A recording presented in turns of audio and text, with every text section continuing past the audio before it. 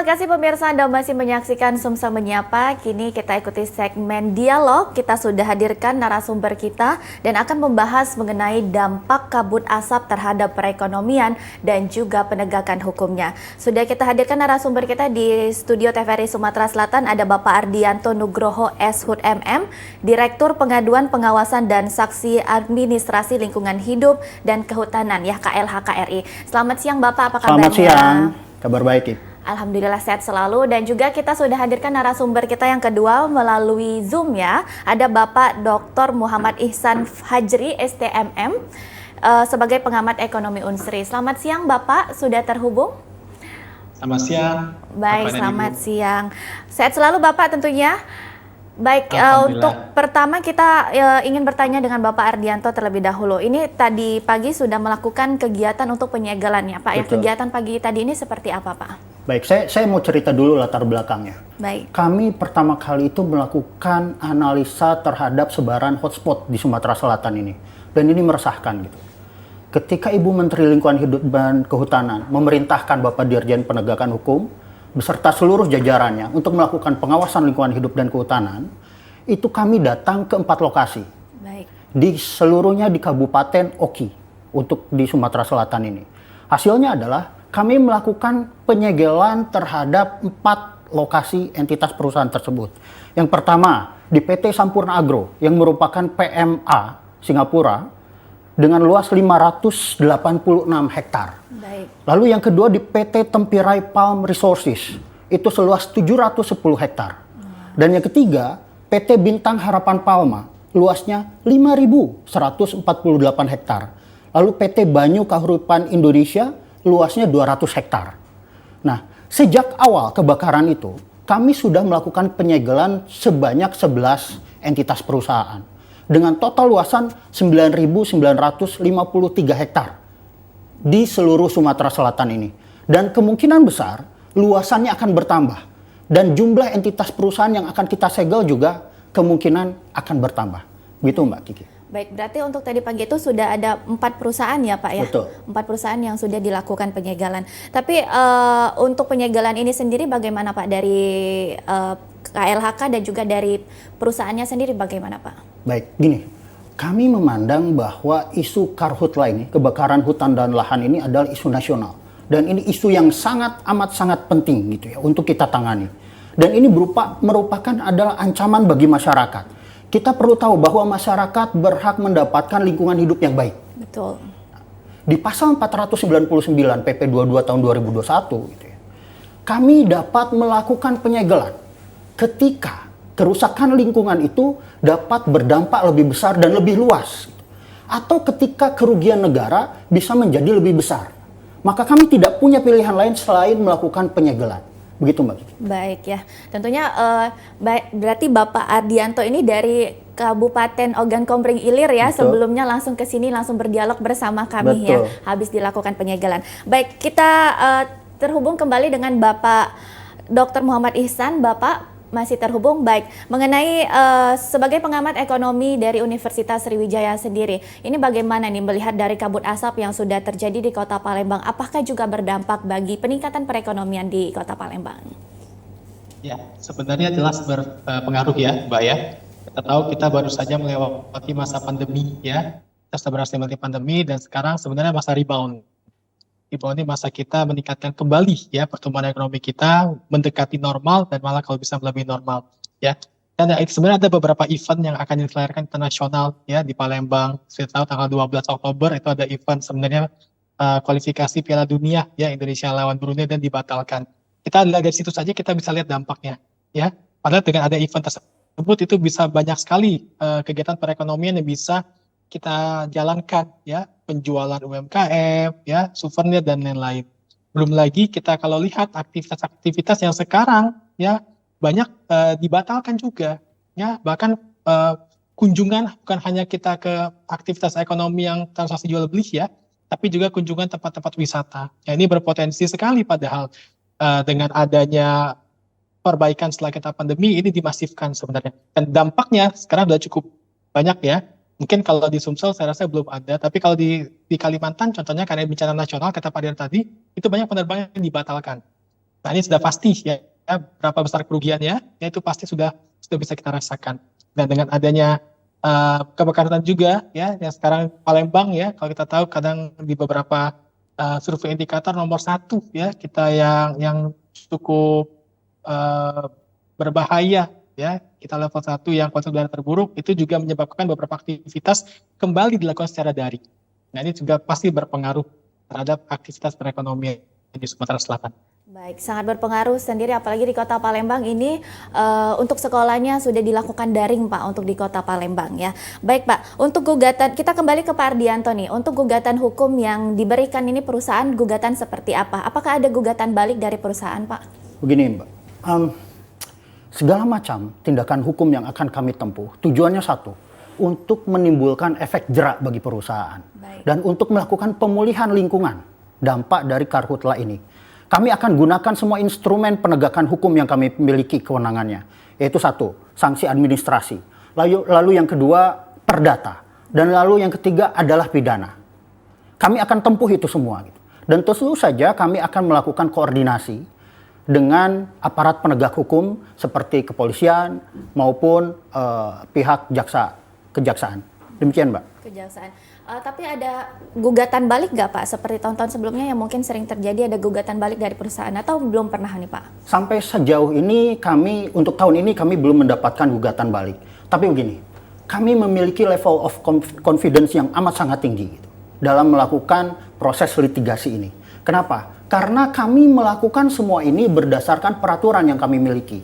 Undang-Undang 32 tentang pengelolaan dan perlindungan lingkungan hidup serta peraturan turunannya seperti PP 22 tahun 2021. Jadi kami amat sangat percaya diri untuk melakukan ini. Kami juga memiliki pengalaman di tahun-tahun sebelumnya untuk melakukan proses litigasi dan tingkat keberhasilan kami itu di atas 50%. Baik, tingkat keberhasilannya di atas 50%. Tapi untuk sanksi administrasi sendiri Pak, sanksi yang diberikan tadi di Kabupaten Ogan Ilir ini sanksi seperti apa Pak yang diberikan administrasi atau perdata atau bagaimana Pak? Ketiganya akan kita tempuh. Sanksi administrasi kita akan berikan. Bahkan jika kami menilai perlu dilakukan pencabutan perizinan berusaha, kita akan tempuh itu. Baik. Perdata kita akan tempuh. Ketika kita lihat bahwa kerusakan atau kerugian lingkungan ini harus dipulihkan, maka kita akan tempuh. Bahkan ketika proses pidana dirasakan diperlukan, kita akan tempuh juga. Perlu saya sampaikan bahwa untuk kasus kebakaran hutan dan lahan ini, pidana bisa kita tempuh dengan ancaman 10 tahun penjara. Baik. Dan kerugian ganti rugi sebesar 10 miliar. 10 miliar ya. Tapi kalau untuk sanksi administrasi itu biasanya sanksi seperti apa Pak yang diberikan Pak kalau dari administrasinya? Oke. Ada 5 jenis sanksi administrasi gitu ya, yang tertuang di dalam PP 22 tahun 2021. Yang pertama adalah teguran.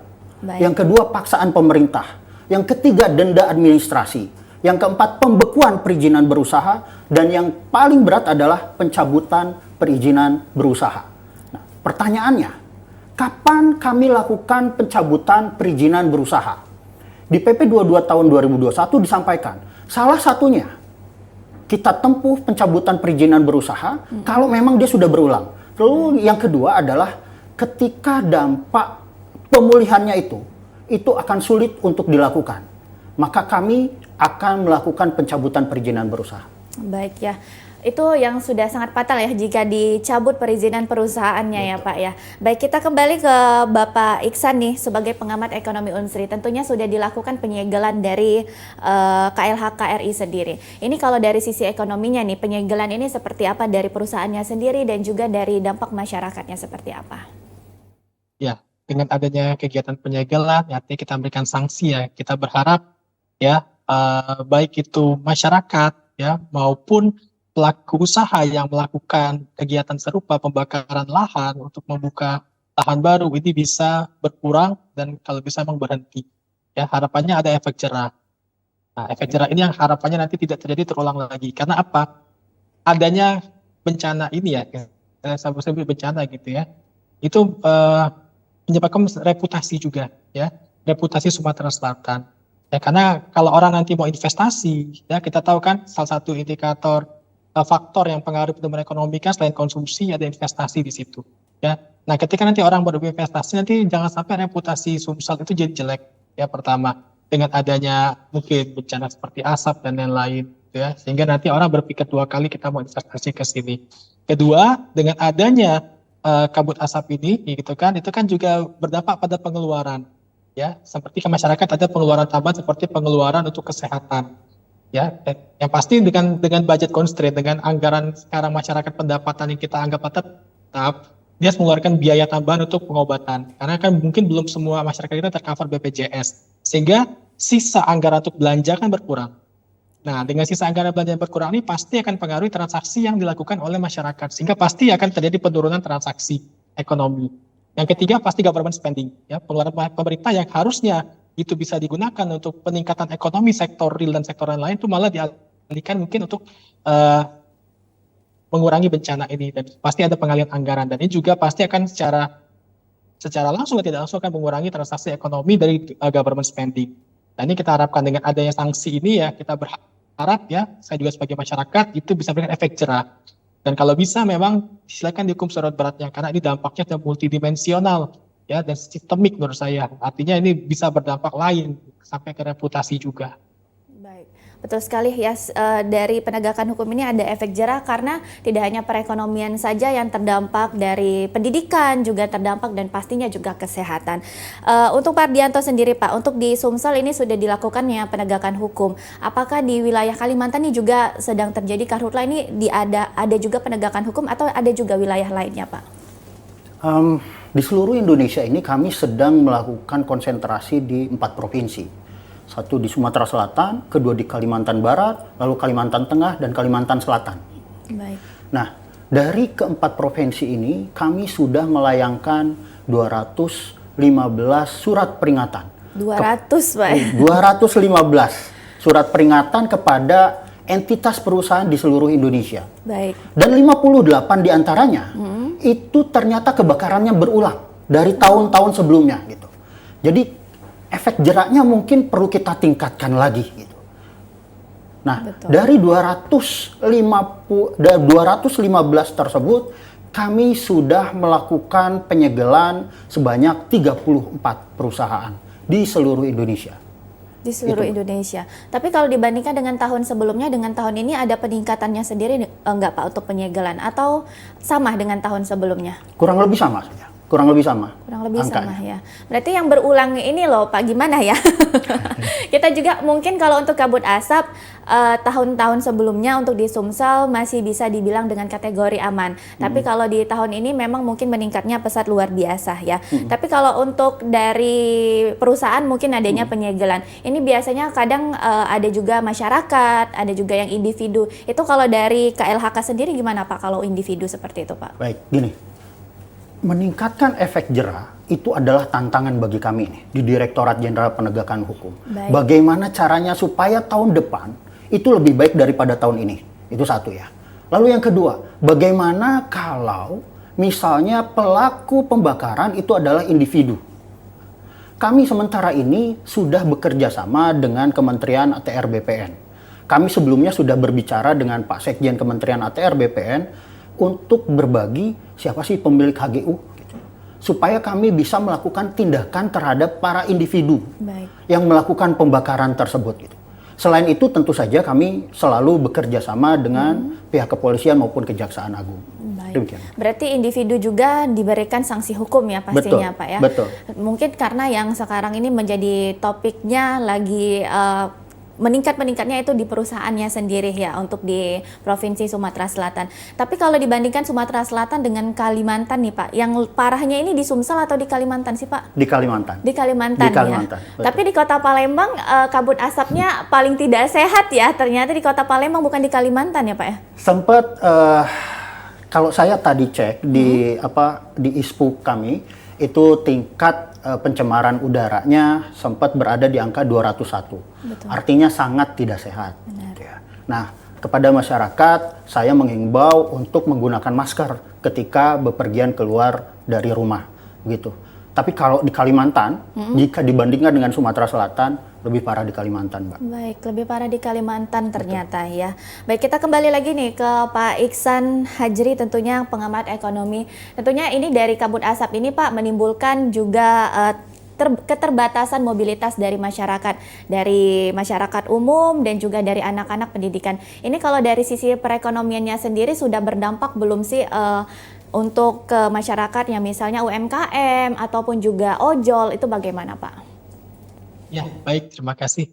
Jadi sudah berdampak ya kalau saya lihat ya.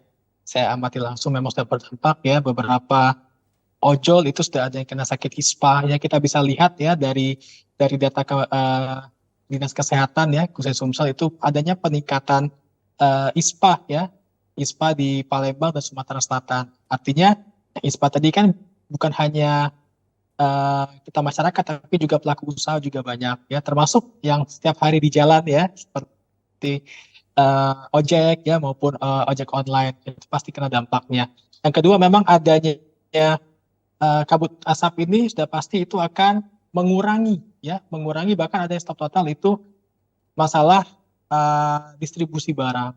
Ya. Dan dengan adanya distribusi barang yang mungkin melambat, ini nanti secara langsung maupun langsung itu akan bisa berpengaruh ke ketersediaan barang dan juga kenaikan harga. Ini kita takutkan. Memang sekarang kita belum masuk periode hari raya besar gitu ya, tapi nanti ditakutkan menjelang akhir tahun itu kan akan ada peningkatan biasanya. Peningkatan kebutuhan masyarakat, baik itu bahan pokok dan lain-lain. Nah ini kita takutkan. Kalau sampai nanti kabut asapnya sampai dengan Desember ini masih terjadi, jangan sampai nanti menghambat distribusi barang dan jasa, sehingga yang kita takutkan ada kenaikan harga yang lebih tinggi dari biasanya, yang mungkin malah nanti menurunkan transaksi dan juga menurunkan aktivitas ekonomi kita, sehingga nanti rakyat lagi yang ini maksudnya yang nanti dirugikan seperti itu. Nah, makanya kita tadi berharap banyak ya, baik itu dari KLHK, terima kasih banyak, mungkin juga dari kepolisian ataupun TNI dan yang lain, itu memang secara bersama-sama ya kita sebagai masyarakat juga bisa memantau dan melaporkan apabila melihat memang aktivitas yang mencurigakan atau pembakaran, itu bisa kita laporkan agar apa? Tujuannya satu ya, kita segera pulih kembali dan kita bisa segera menikmati rebound ekonomi yang sudah 3 tahun ini kita tidak maksimal karena ada pandemi. Coba. Baik. Berarti dari dampak perekonomian ini sudah terasa, apalagi nanti ditakutkan biasanya di akhir tahun harga pokok ini lebih tinggi ya Pak ya. Kita harapkan ini memang Karhutlah segera selesai semuanya ya, udara kembali sehat. Tapi kembali ke Pak Ardianto nih Pak, ini tentunya kabut asap ini sudah menjadi isu nasional. Bahkan ada beberapa isu bahwa sudah sampai ke Malaysia nih asapnya. Ada juga yang sudah tadi berita sebelumnya sudah sampai ke Bangka, yang dari Sumsel asapnya sudah sampai ke Bangka. Ini gimana Pak untuk dari KLHK sendiri menindaklanjuti jangan sampai nanti isu Indonesia kembali lagi ekspor asap kayak di tahun 2017? Saya perlu garis bawahi, saya perlu highlight satu. Ibu Menteri Lingkungan Hidup dan Kehutanan menyampaikan bahwa sampai detik ini belum ada transboundary asap. Baik. Jadi tidak ada pergerakan asap dari negara kita ke negara tetangga, baik Malaysia maupun Singapura. Itu satu. Dan yang kedua, kami amat sangat serius dalam menangani, mencegah kebakaran hutan dan lahan. Kami akan kenakan denda maksimal kepada badan usaha yang melakukan pembakaran ini. Salah satunya adalah perampasan keuntungan. Baik. Begitu, Perampasan keuntungan ya, Yes. Perampasan keuntungan dari perusahaan-perusahaan ya. Berarti memang isu yang sudah diisukan ini sudah banyak Pak, isu-isu bahwa asapnya sudah nyebrang nih, asapnya sudah ke ekspor. Tapi harapan kita jangan sampai seperti tahun-tahun yang sudah pernah ya Pak ya, jadi Insya Allah pengekspor. tidak. Insya Allah enggak ya Pak ya, aman ya, sudah dilakukan penegakan hukum. Mungkin Pak ini terakhir himbauan untuk masyarakat juga, himbauan untuk para perusahaan ini dalam penegakan hukum, jangan sampai ini Karhutlah menjadi momok setiap tahunnya. Silakan Pak. Baik, saya menghimbau kepada seluruh entitas perusahaan di Sumatera Selatan ataupun di mana saja berada, serta masyarakat, berhentilah melakukan pembakaran terhadap hutan dan lahan. Kami tidak akan segan-segan untuk melakukan penegakan hukum. Kami tidak akan segan-segan untuk mengenakan denda atau penegakan hukum yang maksimal. Baik segala macam instrumen penegakan hukum yang kami punya, kami akan tempuh. Sanksi administrasi, perdata, pidana, kami akan lakukan semuanya. Bahkan kami tidak ragu-ragu untuk merampas keuntungan dari badan usaha jika kami lihat dan kami bisa buktikan berdasarkan keterangan ahli atau apapun, kami akan lakukan segala macam tindakan penegakan hukum yang maksimal. Demikian, Mbak. Baik ya. Jadi ini harusnya menjadi melek ya Pak ya. Jangan sampai karena ingin mengejar untung, jadinya juga tidak mengingat kesehatan masyarakat lain, dan juga yang ngebakar juga ngehirup udaranya ya Pak. Betul. Ya. Jadi untuk perusahaan dan juga masyarakat kita sama-sama ayo jangan sampai melakukan kebakaran hutan dan lahan. Seperti yang disampaikan Bapak Ardianto, sanksinya bukan main ya Pak ya. Ada sanksi administrasi, perdata dan juga perdana, apalagi pidana, apalagi sampai juga dapat merampas keuntungan perusahaan. Semoga ini juga dapat menjadi ancaman untuk perusahaan yang masih melakukan kebakaran hutan dan lahan. Baik, untuk Bapak Dr. Muhammad Ihsan Hajri ini pengamat ekonomi Unsri, bagaimana Pak himbauan untuk masyarakat dalam mempertahankan ekonomi di kabut asap ini? Silakan Bapak Ihsan. Ya, terima kasih. Jadi kita berharap ya masyarakat tetap dapat ya lakukan kegiatan perekonomian ya seperti biasa, tapi dengan menggunakan masker ya, menggunakan masker, dan kalau memang dibutuhkan peralatan lebih ya dipersilakan. Kami juga berharap sekali ya masyarakat juga seperti himbauan Bapak Dirana tadi ya, tidak melakukan pembakaran lahan dan hutan ya, karena itu sangat-sangat merugikan kita ya, bukan cuma kita tapi bahan dampaknya sangat luas sekali. Dan juga kami juga percaya ya, dan kami juga saya sebagai masyarakat juga percaya kepada KLHK, kepada pemerintah sangat serius dalam menangani ini, dan ini tugas kita bersama-sama ya, bukan hanya tugas dari KLHK maupun Pemprov, dan ada sinergi antara Kementerian Pemprov dan Pemkor, mungkin juga dengan TNI dan Polri bersama-sama untuk supaya karhutla ini segera reda dan sehingga kita bisa kembali beraktivitas seperti biasa, melaksanakan kegiatan ekonomi seperti biasa, dan membantu perekonomian di Sumatera Selatan dan Indonesia. Dan untuk masyarakat juga ya, jangan sampai nanti ada yang mengambil keuntungan dengan adanya karhutla ini ya, karena jangan sampai nanti ada indikasi ya dengan adanya karhutla jadi alasan ya, ini sempat juga ada indikasi walaupun nggak terbukti kemarin ya, itu seperti penimbunan dan lain-lain dengan alasan transportasi sulit, distribusi barang sulit, sehingga ada oknum tertentu yang mengambil keuntungan dari situasi ini. Dan kalau memang ada masyarakat yang menemukan situasi seperti ini, mohon segera dilaporkan, jangan sampai nanti menimbulkan dampak negatif yang lebih luas. Itu mungkin.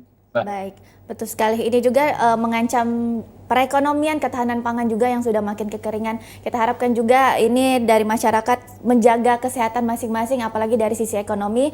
Walaupun mobilitasnya terbatas, jangan sampai kita juga menurunkan perputaran perekonomian di Provinsi Sumatera Selatan.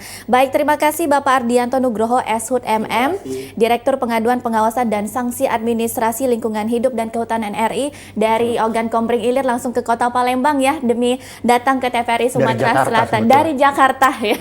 Jakarta ke Ogan Komering Ilir ke Palembang lagi. Terima kasih Bapak atas waktunya. Terima kasih. Dan juga kami ucapkan terima kasih untuk Bapak Dr. Muhammad Ihsan Hajri STMM, pengamat ekonomi Unsri yang sudah bergabung bersama kami melalui Zoom. Terima kasih Bapak, sehat selalu. Dan saudara, demikianlah Sumsel Menyapa kali ini. Akhir kata saya Rizky Amrina beserta kru yang bertugas pamit undur diri. Terima kasih atas kebersamaan Anda. Sampai jumpa.